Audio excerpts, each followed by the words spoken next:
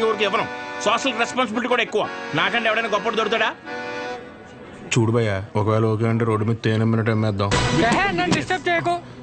నీకో దన్నా, నేను పోతాను, నాకు పని ఉంది. అది కాదు భయ్యా. ఏంది భయ్యా మీ వాడు? పోను మా వాడిది ఏమైనా పని చేద్దా? నాదేంటి? నీకో నమస్కారం భయ్యా, నేను పోతాను. అందుకే రా, నీ గర్ల్ ఫ్రెండ్ నిన్ను వదిలేసి వెళ్ళిపోయింది.